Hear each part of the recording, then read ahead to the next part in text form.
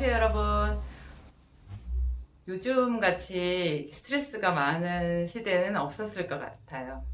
정말 그래서 사람들이 도시에서 사는 사람들이 시골 생활을 그래서 꿈꾸는 것 같고, 유튜브 영상 중에서 도시를 떠나 그 전원에서 생활하시는 분들, 이렇게 영상 올리신 분들 정말 많던데, 그런 분들 조회수 어마어마하더라고요.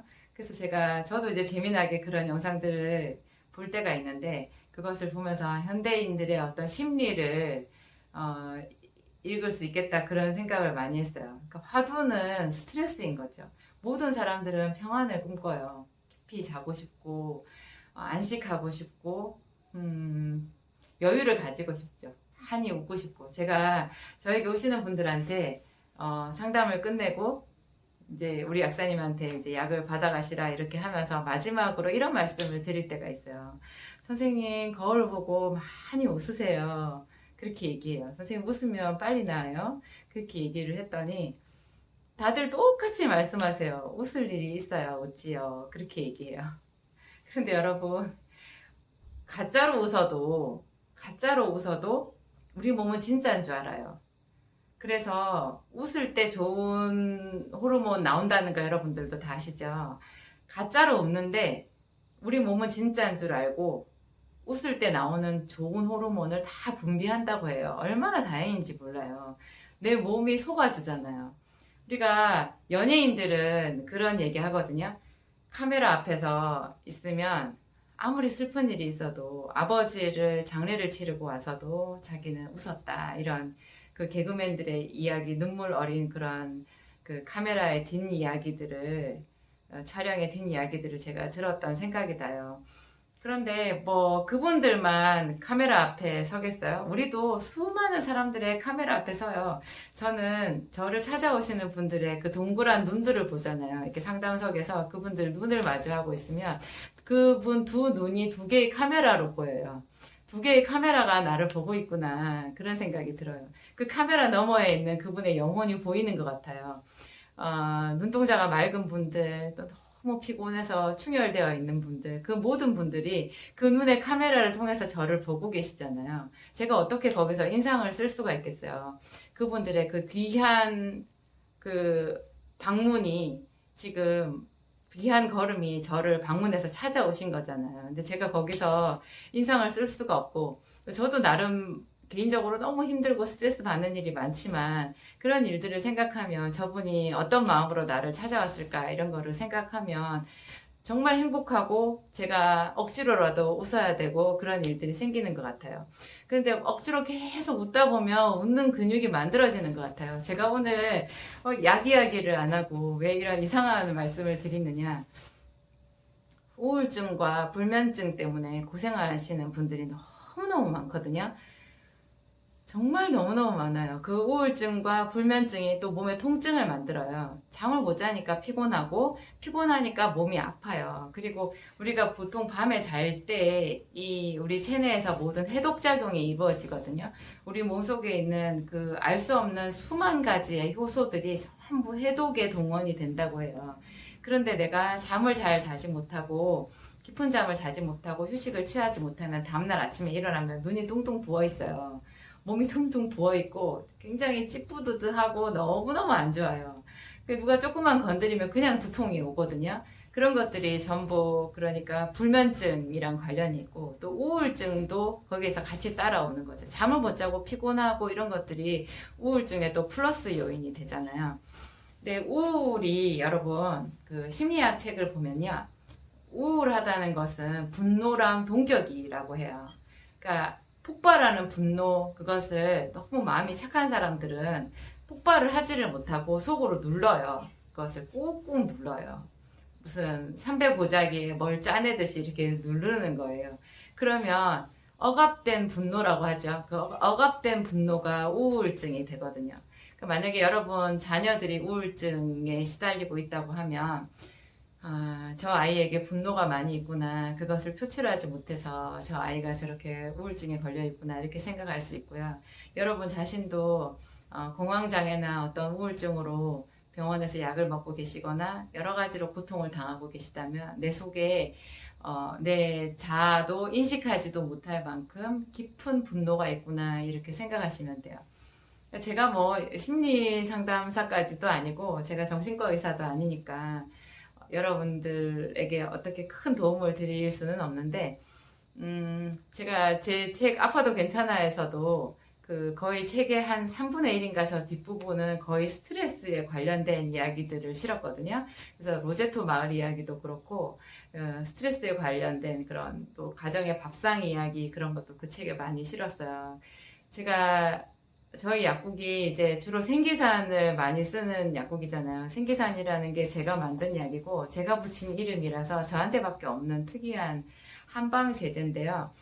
그 생기산이 맨 처음에 쓰게 된, 그러니까 그 약에 제가 주요한 약재로 설명을 드리는 것이 세 가지가 있는데, 그 약재 세 가지가 도대체 정체가 뭐냐.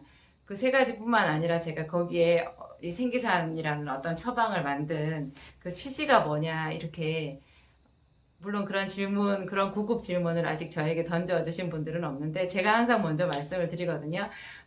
이 약은 화병약이다. 우울증 약이다. 이렇게 말씀을 드려요. 그게 이제 가슴의 울화를 풀어주는 약이고, 그 울화를 풀어주게 되면, 소화도 잘 되고, 뭔가 혈액순환이 잘 되고, 그런 또 몸에 노폐물이 좀 빠지고, 울화라는 것 자체가 가슴의 화거든요. 그러면 그 화가 여기 쌓이게 되면, 여기 막 열이 이렇게 응축되어 있어요. 그리고 그것도 일종의 노폐물 열독이라는 거거든요. 그런 것을 풀어주는 작용이 있어서 제가 그 약을 쓰게 됐는데, 최근에는 이제 그걸 당뇨병 환자한테도 응용해서 쓰고 있고, 왜냐하면 당뇨 환자도 알고 보면 스트레스 울화병에서 온 거예요. 여러분 스트레스를 많이 받아서 누구랑 한번 다퉈보세요. 그거 피를 이렇게 검사를 해보면요, 혈당 높아요. 높을 수밖에 없어요. 누구랑 다투든지 싸우든지 어떤 응급 사태가 돼서 내가 도망을 가야 된다든지 강도에게 쫓기다든지 이렇게 하면 우리 몸속에서 그 응급 사태를 벗어나기 위해서 대단한 호르몬들을 분비를 하게 되는데요. 우리 생명을 지키려고 살기 위해서 어떤 호르몬을 분비하게 되는데 그 호르몬들이 전부 혈당을 올려요. 그래서 혈당이 치솟게 되죠.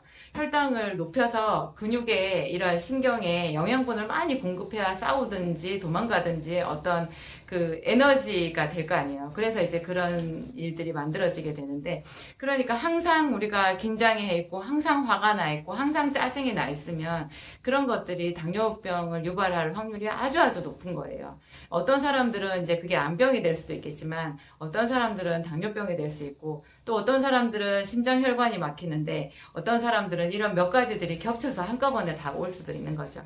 그러니까 만병의 근원이 어떻게 보면 스트레스라고 볼 수 있는데, 이 생기산을 썼더니 어떤 분이 그런 말씀을 하셨어요.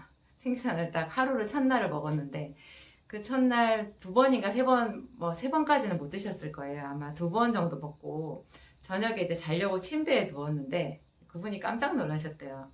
자기 온몸의 근육이 편안하게 그 침대 위에서 이렇게 풀어지는 느낌? 그런 걸 받으셨다는 거예요. 한 번도 그분 스스로 생각했대요. 아, 내가 너무나 이 느낌을 내가 누려봤던 적이 오래됐구나. 사람이 자려고 딱 누우면 그냥 근육이 다 풀어지고 어떤 긴장이 풀어지고 이부자리가 편안하면서 눈이 착 감기면서 그대로 깊은 잠에 빠지는, 이렇게 돼야 되는데 얼마나 오래 스트레스에 시달리고 고통을 당했든지 누워도 누워있는 것 같지도 않고 온몸에 근육이 굳어있고 신경이 곤두서 있었던 거죠. 그랬는데 생기산을 먹고 그분이 그렇게 이완되는 그 편안한 느낌을 정말 오래간만에 누렸다는 거예요. 그러면서 잠도 잘 자게 됐다, 그런 이야기를 하시더라고요. 물론 그분은 특이 케이스였어요. 그렇게 빨리 생기산을 먹고 바로 잠을 잘 자게 되는 분들은 드물기는 해요.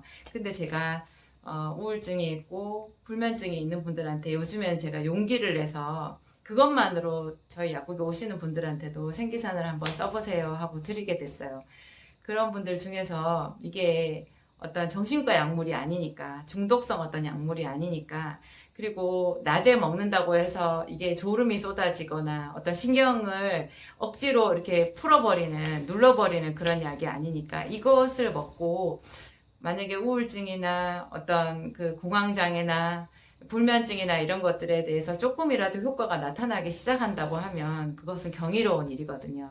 그 첫 단추가 딱 풀어지는 순간 생기산을 먹을수록 그 사람의 그런 질병 자체가 원인적으로 치료될 수 있다라는 뜻이니까 저는 너무너무 기뻐해요. 그런 소식을 듣는 것을. 그래서 뭐 어디 좋다는 약들, 또 불면증에 도움이 되는 영양성분 그런 것도 많죠. 예를 들면 뭐 멜라토닌 같은 거는 이제 외국에서는 약으로 치지도 않지만 우리나라에서는 약으로 되어 있죠. 멜라토닌 같은 것도 있고 또 비타민 D도 도움이 많이 되고 마그네슘 이런 것도 도움이 많이 되고 하여튼 수면 유도에 도움이 되는 신경 안정에 도움이 되는 것들이 많이 있어요. 한방에서도 뭐 산조인이라든지 이런 것들이 있거든요. 근데 그 어떤 것보다도 또 이 생계산도 이런 가슴의 울화를 치료하는 작용으로서 새롭게 그러면서 또 이렇게 부수적으로 혈액순환도 좋게 하고 또 몸의 어떤 염증도 치료하고 그런 특이한 작용들이 있거든요. 그러니까 너무나 고통당하시는 불면증, 우울증 환자들에게 좀 희소식이 될 수도 있겠다라는 생각이 들어서 제가 오늘 이 이야기를 꾸며봤습니다. 그거 외에도 제가 말씀드리는 것, 혹시 이 영상을, 제 영상을 오늘 처음 보신다면 제가 이 영상 말고도 신경 비타민 B100에 대해서도 말씀을 드리고 또 비타민 C에 대해서도 말씀을 드리고 마그네슘에 대해서도 말씀을 많이 드렸는데 그 영상들도 더불어 참조하셔가지고 불면증이나 우울증이나 공황장애나 뭐 이런 것들 있으신 분들 활용해 보시기 바랍니다. 여러분들 건강에 조금이라도 도움이 되기를 바라면서 오늘 여기서 인사드리도록 하겠습니다. 감사드립니다.